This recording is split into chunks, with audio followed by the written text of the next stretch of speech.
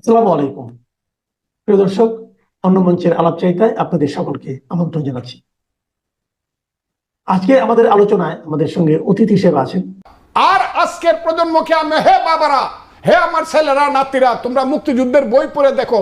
এত বড় ইতিহাস শুধু বাঙালি জাতি না, পৃথিবীর কোন জাতির ইতিহাসে 9 মাসে এত যুদ্ধ, এত রক্ত কোনোদিন হয় নাই যেটা মুক্তিযুদ্ধ হয়েছে। এখন এই আলবদর রাজাকারের বাচ্চারা বলবে দেশে কিছুই হয় নাই, আর আমরা বলবো হা হা হা, আলবদর রাজাকারের বাচ্চাদের স্লোগান দিব। নো, এই দেশে মুক্তিযুদ্ধ থাকতে হবে, 71 থাকতে হবে এবং থাকবে ইনশাল্লাহ। পাররা স্লোগান দিছিল, আমি আজকে বললাম কথাটা, স্লোগান দিছিল এক দফা এক দাবি, শেখ হাসিনা কবে যাবি। এটাই একমাত্র স্লোগান। আমি যে কারণে কথা বলছি, আমি আজকেও চ্যালেঞ্জ করছি, ওরা 5000, আমি আগে 500 বলছিলাম, এখন বলি 5000 মিছিল করে যে কাজ করছে। আমি 1 বছর টক শো করিয়া, বিশেষ করে টোটাল জুলাই এবং 5ই আগস্ট পর্যন্ত যে টক শো আমি করছি, এই টক শোগুলো ওরা 5000 লোকে মিছিল করে ওই কাজটা করতে পারে না, কিন্তু আমি করছি জীবনের রিস্ক নিয়ে। আমি আমার স্ত্রীকে বলছি তুমি বিধবা হবা, আমার সন্তানদেরকে ডাইকে বলছি তোমরা একজন ব্যারিস্টার হইছো, আরেকজন এমএতে পাস করছো, তোমরা কিন্তু এতিম হইবা, মাকে নিয়ে থাকবা, আমি কিন্তু মারা যাব। কিন্তু আমি শেখ হাসিনা সরকারের উৎখাত চাই। মানে এইরকমটা কেন মনে হচ্ছিল আপনি মারা যাবেন কেন? মারা যাব তখন আমার মনে হচ্ছিল যে এই দেশে শেখ হাসিনা যে জায়গাতে যাচ্ছে, পতনের আগে এমন একটা ঘটনা ঘটতে পারে যে যারা যারা আমরা সঠিক কথাটা বলতেছি যে শেখ হাসিনা 3 বছর 3টা ইলেকশন মানুষকে বঞ্চিত করছে, শেখ হাসিনা এই দেশে লুটপাট করছে, সালমান রহমান, আজিজ খান, এস আলম, বসুন্ধরা গ্রুপ, এদেরকে দিয়ে লুটপাট করা এই দেশে একটা সাংঘাতিক টিরানিক্যাল রাষ্ট্র কায়েম করছে। কাজেই সে এত দ্রুত যাবে না, হয়তো বা আমাদের মতো লোকজন চলে যাবে, আমরা খুব ক্ষতিগ্রস্ত হয়ে যাবো। তো মনে মনে একটা কথা ছিল, যদি গুলি করে কেউ না মারে হয়তো বা জেলে চলে যাব। আমার কথাটা খুব ক্লিয়ার বলছি। কিন্তু আজকে কিন্তু সবসময় মনে হয় এইভাবে কেউ আমাকে হাসিনার সময়ে এইভাবে হুমকি দেয় নাই, যে হুমকিটা আজকে এই ছেলেরা দিচ্ছে। এনসিপির থেকে যে ফজলুর রহমানকে আমরা মব জাস্টিসের মাধ্যমে শিক্ষা দিব, এবং ফ্রান্স থেকে 2-3 জন বিদেশি থেকে সাংবাদিককে বলতেছে ফজলুর রহমানকে খুন করে ফেলো, এই হুমকিটা কিন্তু শেখ হাসিনার আমলে আমার উপরে ছিল না। আমি যে কারণে বলতেছি, কাজে আমি বলছি এইখানে ওই যে ঘটনা ঘটার পরেই শিবিরের মিটিংয়ে গিয়া সার্জিস আলম বলল যে শিবির ছিল আমাদের আন্দোলনের ব্যানগার্ড। আমার তো মাথাটা ওই দিনই গরম হয়েছে। কয় কি জামাত ইসলামরা বলল আমরা এই আন্দোলন পরিকল্পনা করে করছি, এবং আমেরিকাতে গিয়া আমাদের যিনি আজকে প্রধান উপদেষ্টা জনাব ইউনূস সাহেব, আমি যাকে বলেছি 10টা তৃতীয় বিশ্বের 10টা রাষ্ট্রের প্রধানমন্ত্রীর চেয়ে উনি লম্বা উঁচু, সেই লোকটি গিয়া বলো মিটিকুলাস কি ডিজাইন, মিটিকুলাস ডিজাইন, এবং এইটা এখন প্রমাণিত হচ্ছে। এখন এটা বোঝা যাচ্ছে যে 5ই আগস্টের ঘটনাটা একদল জামাত যারা ঘটাইছে, জামাত শিবির এবং এই ছেলেরা যে কারণে ঘটাইছে, তার প্রথম এবং প্রধান কারণ হলো এরা 71 মানে না। প্রথম তো একদম নিগেট করে গেছে 47 আর 24, 71 হলো ভাইয়ে ভাইয়ে ঝগড়া, আমি খুব ক্লিয়ারলি বলছি। এবং 71 হলো পাশের দেশ আমার ষড়যন্ত্র করে ভাইয়ে ভাইয়ে গুলমাল লাগাইছে, কাজে 71 ঠিক না। তখন আমি আঙ্গুল উঁচু করে বলছি এই রাজাকারের বাচ্চারা, আমি ফজলুর রহমান প্রথম বলছি বাংলাদেশে রাজনীতিবিদের মধ্যে, এই আলবদরের বাচ্চারা, এখনো কিন্তু ফজলুর রহমানরা জীবিত আছে, মুক্তিযোদ্ধারা জীবিত আছে, সাবধান কথা বলবা। মুক্তিযুদ্ধ যারা মানো না তারা এই দেশটাকে চলে দাও, খুব ক্লিয়ার। কারণ মুক্তিযুদ্ধের মাধ্যমে দেশটা বাংলাদেশ হয়েছে। এখন আবার দেখা যাচ্ছে আপনি যে বলছেন যে আমার মনে হয় আমাদের নেতা জনাব ফখরুল ইসলাম আলমগীর, ওই যে পাকিস্তানে 2টা ঘটনা হয়েছে কিছুদিন আগে, লস্করি তৈয়বার যে প্রধান তিনি বলছেন যে আমরা 5ই আগস্টের আন্দোলনে এই ধরনের ঘটনা ঘটাইছি যে যাতে আমরা 71-এর পরাজয়ের প্রতিশোধ নিতে পারি। আর গত কয়েকদিন আগে একজন মহিলা পাকিস্তানের একটা বিখ্যাত পত্রিকায় লেখছে যে Bangladesh will return again two Pakistan. আপনি দেখেন, এবং সেইখানে কতগুলা জিনিস, গোলাম আজমের ছেলে কিভাবে প্রধান সেনাপতি হওয়া উচিত, এবং গোলাম আজমের ছেলেকে যেভাবে বঞ্চিত করা হয়েছে, এই সব রাজাকারের বাচ্চারা, আমি আবারও বলছি এই সব রাজাকারের বাচ্চারা, যে আমি বললাম আলবদরের বাচ্চারা, গোলাম আজম হলো বাংলাদেশের সবচেয়ে কুখ্যাত দালাল এবং আলবদর সৃষ্টির প্রধান হুতা। প্রথম যে লোকটা টিক্কা খানের সঙ্গে দেখা করছে, আমি প্রমাণ ছাড়া কথা বলি না, বাংলাদেশে 25শে মার্চের পরে যে লোকটা প্রথম দেখা করছে টিক্কা খানের সাথে, যে ঠিক কাজ করছেন, আমরাও আপনার সাথে আছি, সেই লোকটার নাম হলো গোলাম আজম। 2 নম্বর দেখা করছে খাজা খয়রুদ্দিন, 3 নম্বর দেখা করছে ফজলুল কাদের চৌধুরী, 4 নম্বর দেখা করছে নুরুল আমিন তৎকালীন সময়ে। সেই 1 নম্বর দালাল এবং কুখ্যাত দালাল গোলাম আজম, যারা পরাজিত হওয়ার পরে মধ্যপ্রাচ্যে এবং বিদেশে গিয়ে বাংলাদেশের নামে কুখ্যাতি ছড়াইছে, বাংলাদেশকে অন্ধকার করে দিছে যাতে বাংলাদেশকে কেউ স্বীকৃতি না দেয়, সাহায্য না করে। মুসলিম দেশগুলোকে গিয়া বলছে যে এটি ইন্ডিয়া দখল করে, বলছে এটা হিন্দুস্তান হয়ে গেছে। এইগুলা করে বাংলাদেশকে যারা কলঙ্কিত করছে, মুসিব লিপ্ত করছে, সেই সব গোলাম আজমের ছেলেরা এখন আবার বাংলাদেশের প্রধানমন্ত্রী হবে, যেখানে তার বয়স হয়েছে 68 বছর। সে রিটায়ারমেন্টে চলে, এখনকার সরকার তাকে সব কিছু রিটায়ারমেন্টে দিছে এবং বলছে পাকিস্তান থেকে এটা নিশ্চয়ই বাংলাদেশ পাকিস্তানে ফেরত আসবে। সেই কারণে আমার ধারণা আমাদের নেতা জনাব ফখরুল ইসলাম আলমগীর সাহেব এই কথাটা বলছেন। তবে একটা কথা বলি, পূর্বের সূর্য পশ্চিমে উঠতে পারে, জি, পৃথিবীর মানচিত্র পরিবর্তন হতে পারে, কিন্তু 71-এর বাংলাদেশ কোনোদিন আলবদর রাজাকারদের মাধ্যমে দেশটা পাকিস্তান হবে না। আমি আরো কিছু কথা বলবো, এটা হবে না। আমি আসবো আপনার কাছে, আমি যেতে চাই একটু। জি জি, মাসুদ কামাল আমাদের সাথে কথা বলছিলেন, সিনিয়র আইনজীবী ফজলুর রহমান, মুক্তিযোদ্ধা, বিএনপির চেয়ারপারসন উপদেষ্টা।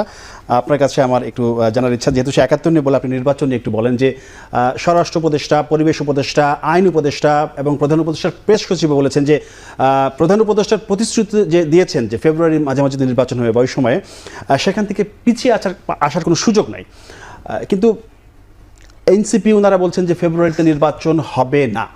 এবং গত কয়েকদিন আগে একটি প্রোগ্রামেও নাসিরুদ্দিন পাটোয়ারি উনি বললেন যে ডক্টর ইউনূস তাদের সাথে গাদ্দারি করেছেন, তিনি বেঈমান। মানে বিষয়টা কেমন হলো? না, একটা জিনিস কি আমি বলি আপনাকে, প্রধান উপদেষ্টা কিন্তু এই প্রথমবার গত 5 তারিখে বললেন, জাতির উদ্দেশ্যেই বলছেন যে নির্বাচন ফেব্রুয়ারিতে হবে। তারপরে ওনার অফিস থেকে নির্বাচন কমিশনকে চিঠি দেওয়া হয়েছে, জি, নির্বাচন কমিশনও তাদের কাজকর্ম করছে। তারা বলছে এই সপ্তাহের মধ্যে তারা নির্বাচনের রোডম্যাপ ঘোষণা করবে। তো নির্বাচন ফেব্রুয়ারিতে হবে, এর মানে এটাকে সাপোর্ট করার জন্য যা যা ঘটনা ঘটা দরকার সব কিন্তু একের পর এক ঘটতেছে। কিন্তু তারপরেও দেখেন মানুষের মধ্যে কিন্তু একটা চিন্তা, একটা প্রশ্ন কিন্তু রয়েই গেছে। আমি জানি না আপনার অভিজ্ঞতা আছে কিনা, আমার সঙ্গে যখন কারো দেখা হয় তারা প্রথমে জিজ্ঞাসা করে, ভাই নির্বাচন কি আসলেই হবে? না, এই অভিজ্ঞতা আছে আমার। আপনার আছে?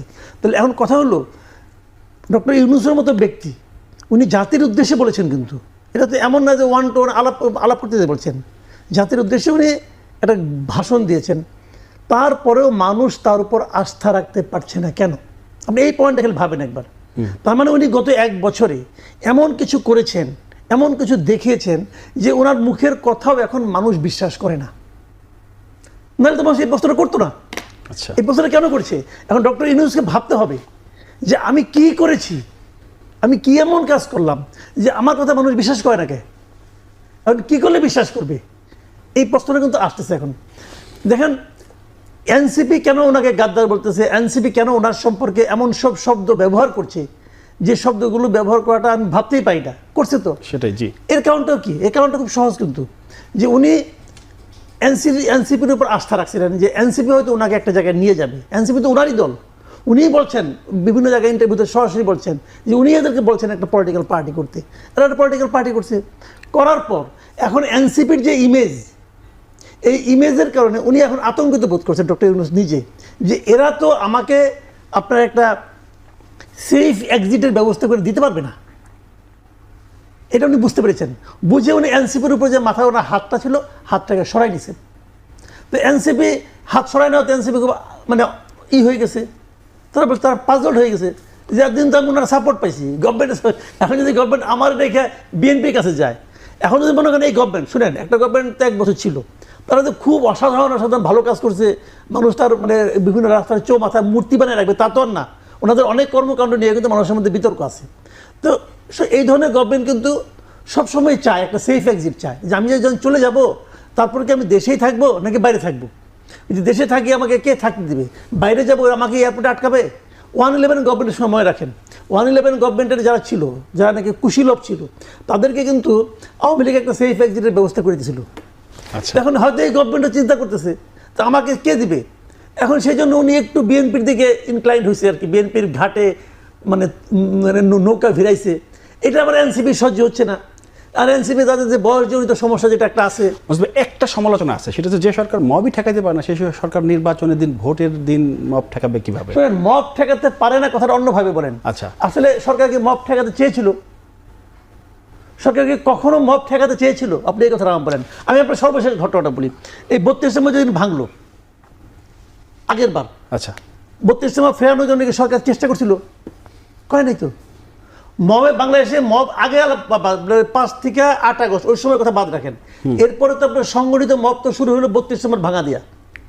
সরকার মব ফেরানোর চেষ্টা করে নাই। এবং সর্বশেষ এবার 15 আগস্ট যে ঘটনাগুলো ঘটলো, একজন রিক্সাওয়ালা গেলো ফুল দিয়ে তাকে ধরে পিটাইলেন, একজন মহিলাকে ধরে আপনারা বেজ্জতি করলেন, অনেক কিছু করলেন, সরকারকে ফেরানোর চেষ্টা করছে? আচ্ছা রিক্সাওয়ালার কথা ধরেন, রিক্সাওয়ালা একজনকে ফুল দিতে গেছে, উনি তো কোনো পলিটিক্যাল ওয়ার্কার না, পলিটিক্যাল পার্টির লিডার না, উনি কি আওয়ামী লীগের বর্তমান সভাপতি? তা তো না, উনি একজন রিক্সা চালক। উনি একটা ফুল নিয়ে গেছেন, উনাকে ওখানকার লোকজন ধরে মানে মব আক্রান্ত হলো, সে তাকে ধরে চট থাপড় মারলো, গণপিটুনি দিল।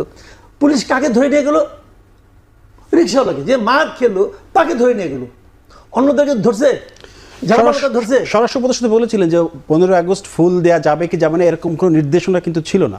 কিন্তু ওদিকে আপনার প্রেস সচিব যে বলছে ফুল দেওয়া যাবে না, এবং প্রেস সচিব ওখানকার ধানমন্ডি পুলিশ বলতে শুনছি, ধানমন্ডি পুলিশ বলছে তারা প্রেস সচিবের নির্দেশনা অনুযায়ী তারা চলতেছে।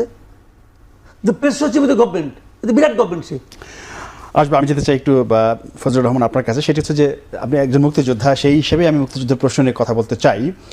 মুক্তিযুদ্ধ, আওয়ামী লীগ এবং বঙ্গবন্ধু শেখ মুজিবুর রহমান, এই তিনটি বিষয় কি এক সূত্রে গাঁথা, নাকি এই তিনটি বিষয়কে আলাদা রাখার দরকার ছিল? প্রশ্নটা এজন্যই করছি যে স্বাধীনতা পূর্ববর্তী এবং স্বাধীনতা পরবর্তী বঙ্গবন্ধুর যে ভূমিকা, সেই ভূমিকাকে এই 24-এ এসে নতুন করে বয়ান দেওয়া হচ্ছে, নতুন ন্যারেটিভ তুলে ধরা হচ্ছে। এইটার জন্য কি শেখ হাসিনা একাই দায়ী, না আওয়ামী লীগ পুরো দায়ী? আপনি খুব একটা কঠিন প্রশ্ন করেছেন। এক হলো মুক্তিযুদ্ধ, 2 বঙ্গবন্ধু, 3 আওয়ামী লীগ, এই তিনটা কথা আপনি জিজ্ঞাসা করছেন। এর আগে আরেকটা কথা আছে, সেটা হলো স্বাধীনতা সংগ্রাম। স্বাধীনতা সংগ্রামের নির্যাস হইল মুক্তিযুদ্ধ, 9 মাস। কেন আমরা 9 মাসকে মুক্তিযুদ্ধ বলি, এর আগেটাকে কিন্তু মুক্তিযুদ্ধ বলি না। কারণ জমিটা আমারই ছিল, 9 মাসে এই জমিটা CSRS আমার ছিল এবং আমরা এটা মুক্ত করছি 9 মাসে। আমরা করেছি নতুন যে মুক্তিযুদ্ধ। আর হলো স্বাধীনতা সংগ্রাম। স্বাধীনতা সংগ্রামের কিন্তু বাঙালির 1000 বছরের স্বাধীনতার সংগ্রাম।